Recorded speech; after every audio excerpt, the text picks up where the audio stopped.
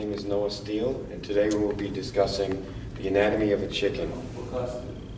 We'll start with the external anatomy. So here's the comb and here is the wattle, and they are used for purely ornamental purposes. If you look here, you'll see the ear, and directly below it the earlobe.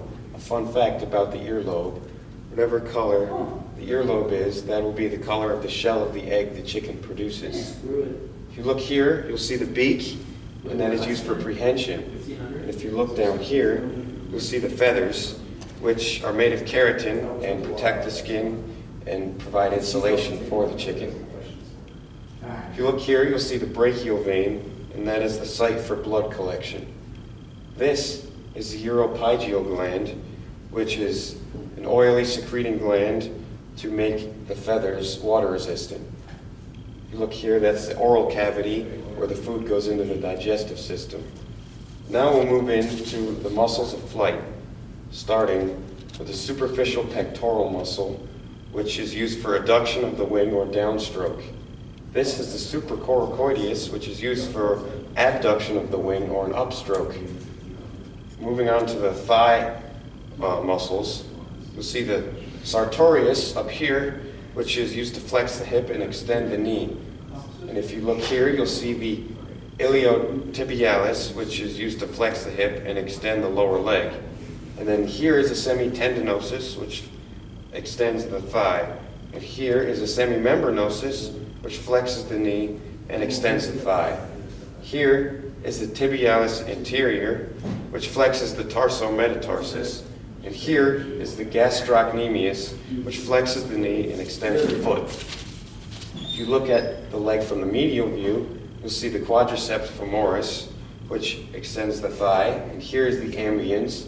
And here is the adductor longus, which adducts and extends the thigh.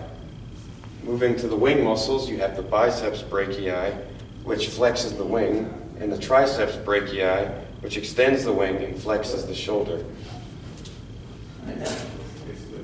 Now moving on to the reproductive tracts of the chickens. We'll start with the head. So here we have an ovary with follicles. Then we have the infundibulum, which catches follicles as they are ovulated. Then we have the magnum, which is comparable to the mammalian ampulla. Then we have the isthmus, and then the uterus or shell gland, and then the vagina, and then the cloaca. Here's the male chicken reproductive tract. The testes are responsible for sperm production, and then here's the vas deferens. A fun fact about the chicken, the female chicken reproductive tract, is that only the left side develops. Next is the digestive system. Here's the mouth where food goes in. Here is the tongue. It's triangular in shape, and there's not much touch receptivity, or there is a lot of touch receptivity, but not taste receptivity. And here we have the beak, which is used for prehension of food. Next we have the esophagus, which is a tube that food travels down.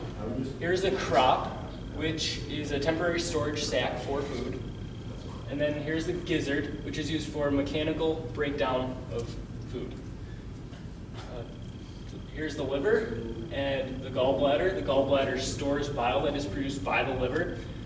Here is the pancreas and the proventriculus, which is the glandular acidic stomach that is used for chemical breakdown of food. Here we have the small intestine. Here's the large intestine, which is largely responsible for water reabsorption, and the cloaca. Now respiration. All right, so here's the glottis, which is the opening of the trachea or windpipe. Here's the trachea itself. Next we have the syrinx, which is the organ of phonation for birds, and the lungs.